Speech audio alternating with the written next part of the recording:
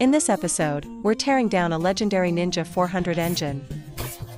To all the Ninja 400 owners out there, grab your stools and snacks, and get ready. First, let's look at the clutch. The owner has replaced the clutch before. He replaced it with an FCC one. The previous clutch was likely burnt out. Rumor has it that this machine burns through clutches easily. Mine hasn't burnt out yet.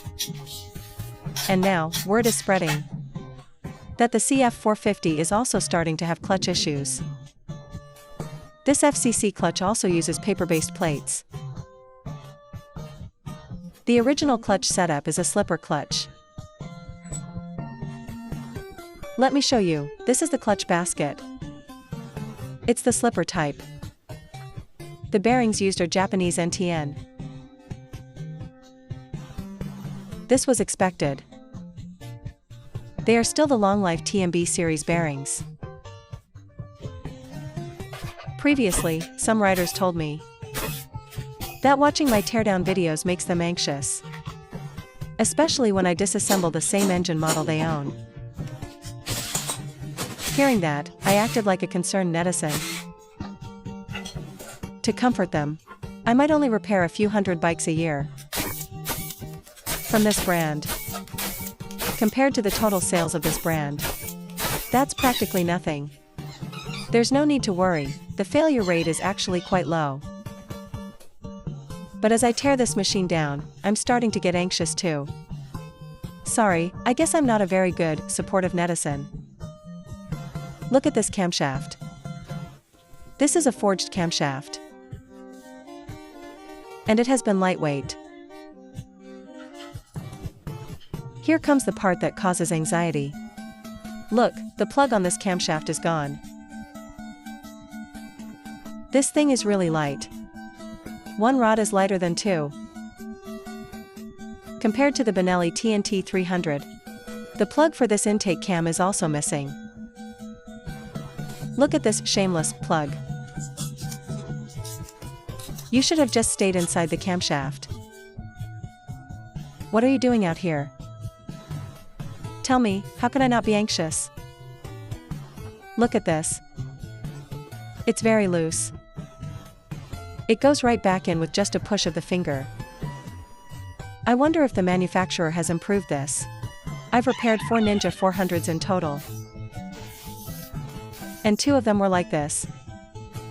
It seems this one was bound to be torn down.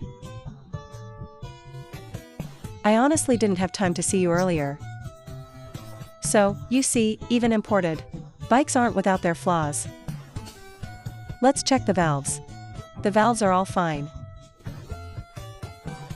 The timing chain is a Morse chain. The Ninja 400 uses ceramic cylinders. Take a look at this. This shiny, polished cylinder.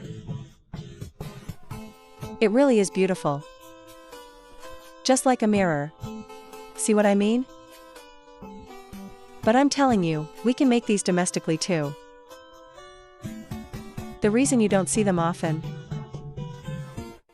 is because the cost is too high. Many major factories are unwilling to accept the cost. Look at the piston. This is a cast piston, not forged. Kawasaki is not as generous with materials as Yamaha. But from an engine perspective, look at the carbon buildup on top. How did the owner drive this?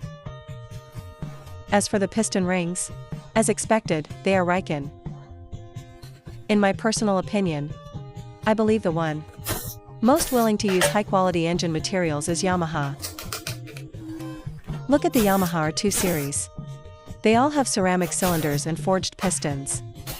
Even their ordinary commuter scooters like the Cygnus feature forged pistons.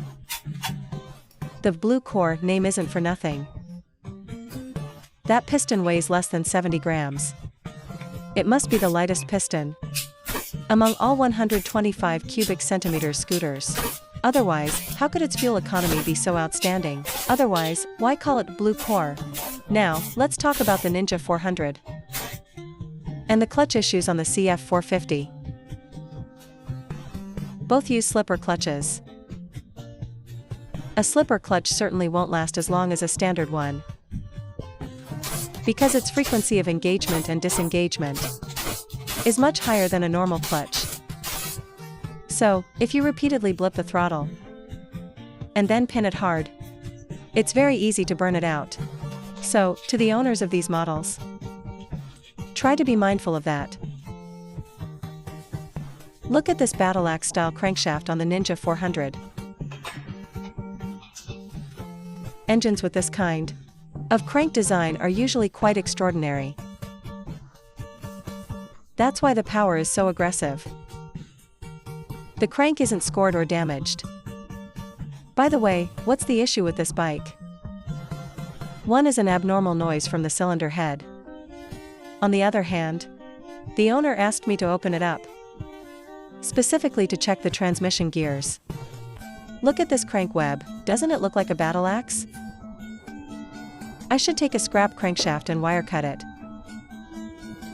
to make an actual axe to display in the shop. Do you think that would look cool? These connecting rod bearings are dado bearings from Japan. The main crankshaft bearings are Japanese NBD bearings. They are all copper-based bearings, of course. Look at this balancer shaft. It's separate from the water pump drive gear. Both are driven individually by the crankshaft. This water pump, the drive gear is made quite large. This design is likely to reduce resistance on the crankshaft. The drive gear on the crankshaft side is smaller than this. Small gear driving a large gear. You know how it works. The balancer shaft also has a lightweight design. It's hollowed out in the middle. Upon inspection, there's actually nothing wrong with the transmission gears. The owner was just being paranoid. The gear dropping at high speeds is likely related to the quickshifter he installed. If a quickshifter isn't adjusted properly, gears can pop out. The main issue was that the owner tried to take it apart himself once, and then he couldn't get it into gear. I found the reason for that too. Look here. He installed the shift star crooked. There's a pin inside that he didn't align correctly. Let me shine some light so you can see. Now you get it, right? Alright, thanks for watching. If you enjoyed this, please give it a like.